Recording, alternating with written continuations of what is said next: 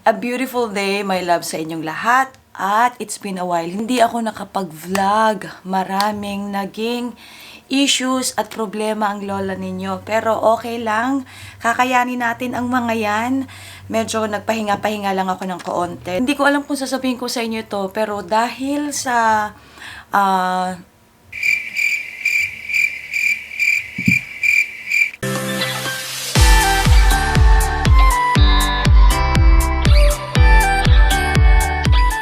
dahil sa nagva-vlog nga ako at nalalaman nyo naman ang buhay-buhay ko, I think it's your right na malaman ninyo yung mga ibang mga nangyayaring hindi maganda. Teka muna, kakagising ko lang. Kaming mag-iina ay aalis. Meron kaming pupuntahan today. Kaya ito, nag-aayos ako. Ito, as in kakagising ko lang. Ang inilagay ko pa lang sa face ko is toner. Maglagay muna ako nitong Snowdy Propolis Honey para sa ating mukha. Na-miss ko ang ganitong mga setup at ang aking mga pagbablog.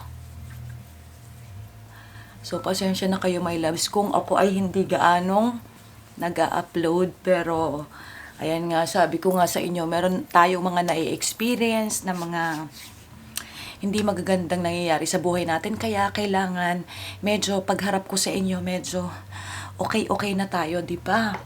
Eto, as usual, maglagay tayo ng Real Kill. Ito ay sunscreen with the base or makeup base. Ito ay paubos na. So, ayan nga, my loves. Nagkaroon ako ng problema sa aking kasambahay, si Ate Ami. Di ba palagi nyo naman yung nakikita sa mga vlogs ko? Iniisip ko, hindi ko na ito ikukwento sa inyo. Pero, magtatanong kayo for sure kung bakit hindi nyo na nakikita si Ate Ami. Kasi, sa mga vlogs ko, lagi yung nakasingit eh. Gusto nun palagi yung sa camera. Alam nyo yon. Pero, ayun nga, napag-isip-isip ko na itatanong nyo rin. So, kailangan yung malaman talaga yung totoo. Ang mga tao talaga, sobra silang nasisira when it comes to money. May ginawang hindi maganda sa akin si Ate Ami. Paano ko ba sasabihin? Ang hirap kasi, ayoko sanang sabihin na kasi parang kahit papano, kahit ginawa niya ako ng masama, syempre maaawa ka pa rin sa tao. Pero, mahirap. Anyway, ganito na nga yun. She stole money from me. Hindi ko alam na kumukuha na siya pala ng pera sa akin. May binibenta kasi ako dito, my loves, na King's Herbal. So, every time na may bumibili, kinukupitan niya na ako pala. And, nalaman ko to last Friday, basta ganun, Friday yun eh. As in, talagang nahuli ko siya sa akto. Kaya, hindi ko na ididetalye sa inyo, pero ang suma total is, umamin siya kasi natrap siya eh. Kung hindi siya natrap, or kung hindi ko nalaman, hindi siya aamin. So, hindi ko alam kung kailan niya pa ginagawa yon. But anyway, sinabi ko nga sa kanya na, ate, wala akong ipinakitang masama sa'yo. Tinuruan ka namin na kapamilya para magawa mo pa sa akin. Ang dami talagang nasisira when it comes to money. Kahit nga kamag-anak or kadugo mo, nagagawan ka ng hindi maganda pagdating sa pera. What more yung hindi mo pa kadugo, di ba? But anyway, sabi ko nga, pinagpasa Diyos ko na lang. Sabi ko, ate, hindi na kita kayang pagkatiwalaan. Kaya, kumbaga, patawarin man kita. Yes, pinapatawad kita, pero you need to go. Umalis ka na kasi hindi kita kayang pagkatiwalaan at hindi rin matatahimik yung utak ko kung kunwari nasa work ako tapos sila lang mga anak ko maiiwan. Marami nang tumatakbo sa isip ko eh. Iniisip ko baka yung mga anak ko naman yung gawa ng masama na yung mga ganun ba. So, kaya ayun. Ako na lang ulit ang nandito at ako na lang ulit ang ang nag-aasikaso at gumagawa ng mga gawaing bahay. Sobrang hirap kasi as in ang daming kong kwento, no? Ang tagal ko kasi hindi kwento sa inyo. So, yun nga, maraming pagod. As in, lalong napagod yung utak ko. Actually, there was a time, it was Sunday, nandito pa si Ate Ami. Bigla akong my loves, nag-pass out. As in, gumising ako noon, Sunday, 1:30 in the afternoon, biglang tayo. Tapos kasi that time meron akong buwan ng dalaw. So natakot ako na parang sabi ko baka ako kailangan ng palitan. So tumayo agad ako, umupo ako sa toilet bowl, umupo ako. Tapos pag upo ko doon, naramdaman ko na bigla ako nanlalamig. Tapos kasi pag hinihimatay ako, nararamdaman ko na ganun. Basta yung ganong pakiramdam, naramdaman ko. Tapos sabi ko, oh my God, iba to. Sabi ko, parang, eto, himatayin yata ako. So, pinikit ko na yung mata ko. Akala ko naman, kasi normally, pagka hinihimatay ako, madalas kasi akong himatayin eh. Pag hinihimatay ako, as in, blackout ako. Meron akong wisyo, blackout lang, yung pag nakamulat ka, black lang, as in wala kang nakikita. But this time, iba. Pag sumandal akong ganon, pag sandal kong ganon, pag gising ko, nandun ako sa baba ng floor. Nakahandusay ako sa baba ng floor. Hindi ko alam kung ilang minuto akong nandoon. As in talagang, bago ko na-realize na, as in, nag-pass out ako talaga. Ang tagal. Tapos sabi ko, akala ko pa nananaginip ako. Tapos nung nagkaroon na talaga ako ng wisyo, pagtingin ko dun sa paligid ko, oh my God, nakasalampak ako sa floor. So, ibig sabihin, as in, pass out talaga. So, hindi ako tumawag ng help kasi natakot din ako na baka, andun kasi si Dion, baka kung ano man ang mangyari, baka magpanik yung bata. So, inisip ko na lang na hindi naman talaga ako nagpa-pass out, as in really pass out. Tapos pag gising ko nga, pinakiramdaman ko yung sarili ko, may masakit sa ulo, tapos sa tuhod. So ang ginawa ko, kasi nagtataka ako, ba't ako nag-pass out ng ganon, nagpa-consult ako sa doktor. Kinuwento ko yung mga nangyari, ganon. Tapos sabi ng doktor, ang una niya sinabi, X-ray. Pero nung kinuwento ko lahat, yung nagpa-pass out ako, nang walang dahilan, ganon. CT scan. You need to undergo ng CT scan para malaman natin kung ano talaga yung problema. And then nagpa-CT scan na ako. Ang mahal pala ng CT scan, my loves. Nasa 4,006 plus, mga ganon. So, yun nga, pina-CT scan ko at thank God, clear naman siya. Meron lang, namamagalang yung ulo ng konti dahil nga dun sa siguro sa pagkakabagsak. Pero, wala namang seryoso, hindi naman dapat daw seryosohin. Tapos, medyo sabi may sinusitis daw, parang ganon. Tapos, kailangan kong ipahinga yung utak ko. Dahil nga may loves, meron nga akong insomnia na natutulog ako 7 in the morning. 6 or 7 in the morning. Tapos, ayan pa, putol-putol pa yung aking tulog. So, kailangan ng utak ko ng pahinga. Binigyan ako ng gamot. This is good for 3 days na kailangan kong inumin. Pero, kailangan wala akong kanta ng 3 days. Sunod-sunod na walang kanta ng 3 days. Tapos, matutulog ng maaga. Itatry kong matulog ng maaga. Yung gamot na iinumin ko, yun yung pampakalma sa aking brain. Kasi kung hindi ko yun gagawin, baka dumating yung araw or mabilis na dumating yung araw na wala na akong maalala. Kasi, my love, sobra na ang memory loss ko. So, dahil nga sa sobrang pagod ng utak, dahil ang aking utak, my loves, ay hindi nagsha-shutdown.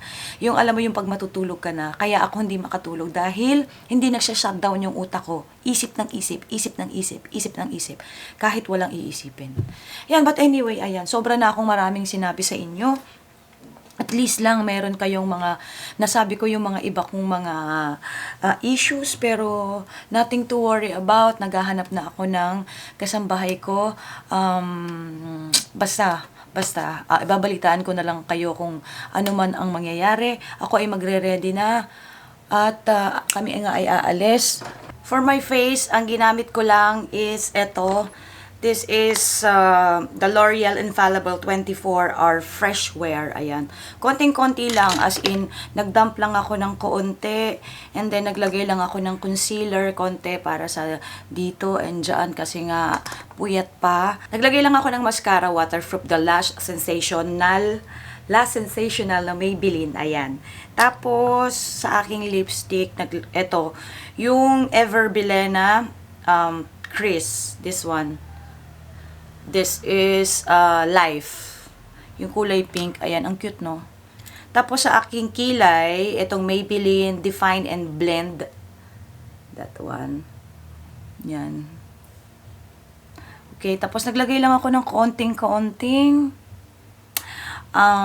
illuminator or highlighter. Yan, naglagay lang ako ng konti. Meron nga kaming pupuntahan, my loves. Meron akong surprise para kay Dion.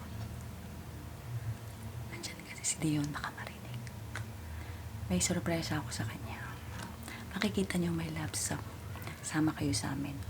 So, ito ay parang lunch date. Let's go. We're ready to go. Hi, baby! Hello. Look at the camera naman. Uy. Okay, let's go. Okay. Ayun si Ate Colleen. There. In 200 meters, turn right at Gamoa, then turn right. 7 super order. Nasa Greenbelt 3 kami, my loves. At hanapin namin yung Habana. Nandito ang aming bisita. Are you ready for the surprise?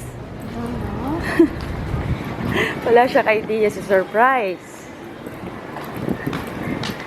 Ate said it's a mall. Yeah, it is. Yeah.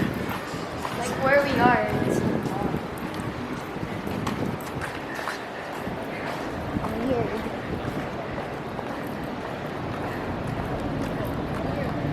Huh? I don't know. You don't know? Oh, that's Daddy. That's a surprise! Good. That is a surprise. Good. Yeah. Hello! Daddy was trying to find a place to smoke, Oh. but I cannot find. That's a surprise, baby. Are you surprised? Huh? Are you happy? I'm sorry, I cannot stay very long. I have to fly back tonight, but we spend the afternoon together, okay? So, they're here.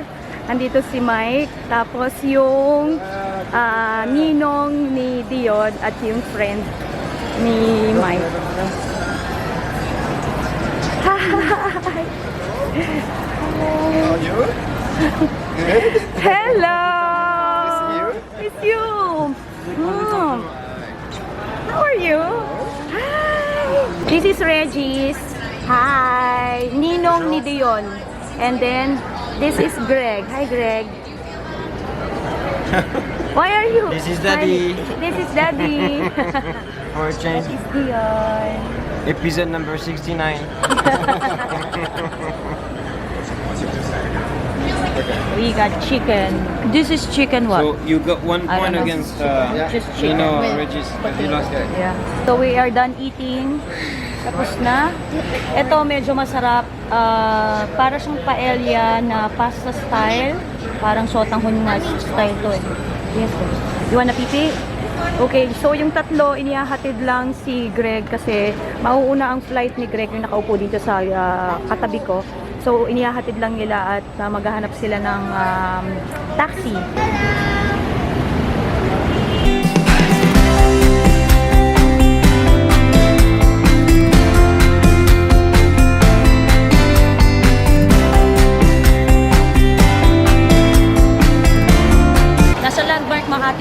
nagpapalipas kami ng oras kasi ihahatid ko yung dalawa sa airport. So nandito kami sa Landmark Food Court at ito nga nagpapalipas ng oras. Nag-games sila or kami. You lost? Okay. Ay, thank you, tita. Opo, tita. Ay, nakakatuwa kasi yung mga fans ko dito, fans talaga no. Nakita nila ako, tuwan-tuwa sila na makita ako. Yung isang nga nagbigay pa ng something. Ito, pakita ko sa inyo, my loves. Ito, Ayan, nagbigay sila, nakakatuwa. Wow naman. Thank you so much. Yellow. Widow. Widow. Wonderland. Wonderland. Dangerous. Sophisticated. Danger. Danger. Yeah. Rat. Television. Ate Colleen won! Congratulations! What do I win? Do I win? Let's go to You win an Forever empty 21. bottle of water.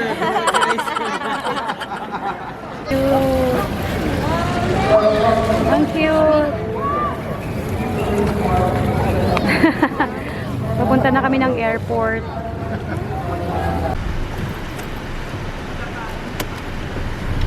Alright.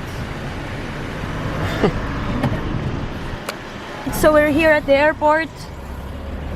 Ano lang namin.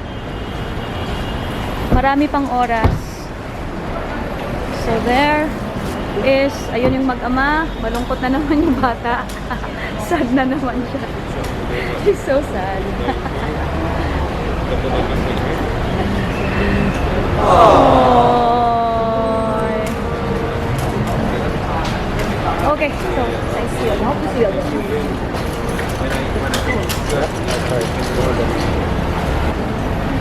Good luck. Yan. Okay? Okay, baby? Bye-bye.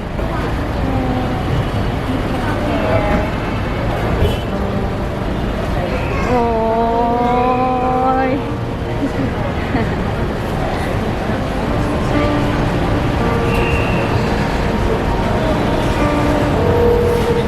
Okay. Take care. You still have a lot of time. Bye-bye, guys. We're home. Nag-take out muna kami ng Chowking para hindi na ako magluluto dito ng dinner namin.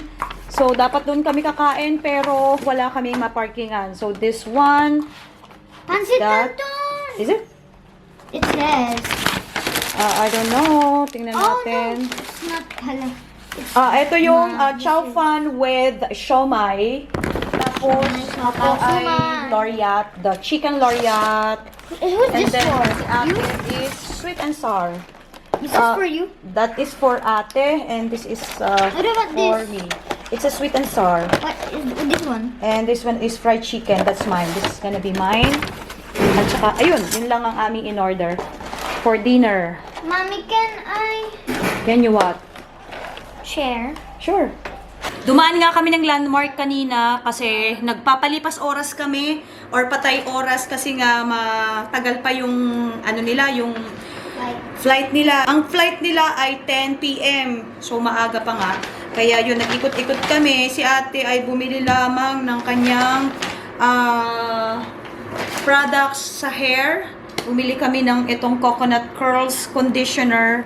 This is Quenching OGX. Basta ganyan. Yan. There. Okay, medyo mahal to. 649.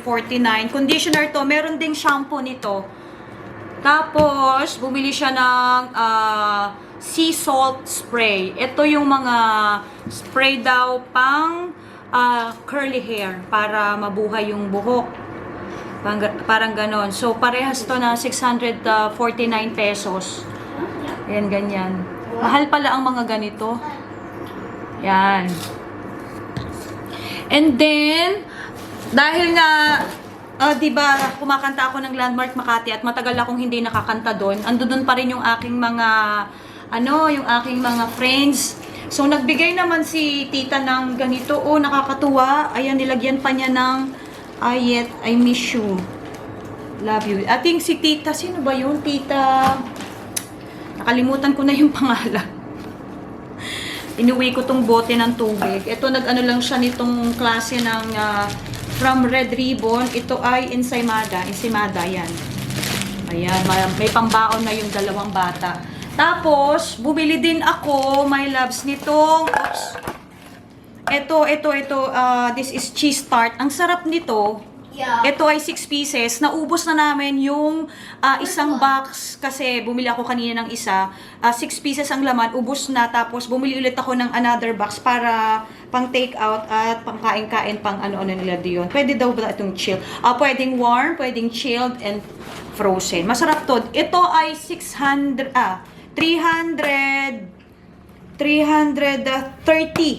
ang isang box na 6 pieces.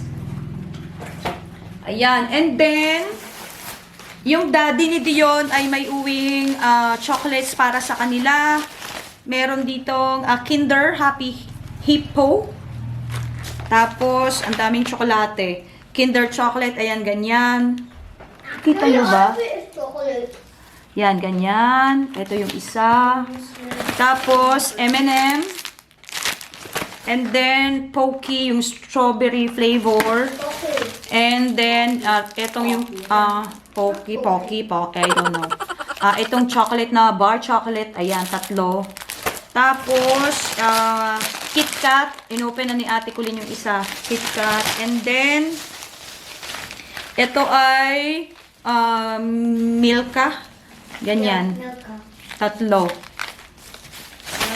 Ayan, so pampataba na naman yan. Bago ako kumain ng dinner, magkakape muna ako ng lean and green coffee. Tapos na sa mga gawaing bahay ang lola ninyo, my loves. Nako, eto nga at kami ay nakarating na dito. Very quick lang yung pagpunta dito nila, Michael, yung tatay ni Dion. Actually, surprise nga niya yun kay Dion. Parang nag-unwind lang silang magbabarkada. Actually, matagal na as in best friends niya yung dalawang yun. Tapos may isa pa silang may isa pa siyang best friend which is nasa Singapore nga. Hi. I'm naked, ano pa. First of all, I thought we were just gonna go to the mall. But It's okay, they will not see you. But Daddy surprised me. Mayun. Yeah. Pero napaka-quick lang noon. As in, nung tanghali lang kami nagkita-kita and then 6 o'clock ay nihatid ko na silang dalawa sa airport. The first one to go is Tito Greg. Yes, Tito Greg. Lahat sila ay French. Yun lang naman ang kaganapan. So, mag-e-edit na ako, my loves, para naman meron akong mai-post or mai-upload. Sabi ko nga kanina, medyo nawawalan ako ng oras mag-vlog kasi nga medyo nagkaroon lang ako ng maraming, alam nyo na, problema. Siyempre, ayaw ko naman yung ipakita sa inyo. Kaya, ganyan talaga ang buhay. Pero, sabi ko nga, well, kung may mga tao na gagawa sa'yo ng masama, ipagpasa Diyos mo na lang. Hintayin na lang natin na yung karma ang dumating sa kanya. Ayun nga. At ang bilis nga ng karma kay Ate Ami. Pagka gawa niya nung mga ginawa niya sa akin, ayun, nakulong yung anak niya dahil sa drugs. Kaya, ayun. Ito na nga, ayan. Ayaw ko nang i-elaborate lahat. Gusto ko lagi tayong good vibes. Kaya ako lang naman yan sinabi sa inyo para at least alam niyo yung nangyayari. Kasi open book naman ako. Alam niyo yung nangyayari sa buhay ko. So, yun. May karapatan kayong malaman yung mga ganyan-ganyan. Ang dami ko sinasabi, no? Mag-e-edit na ako, my love. So, see you!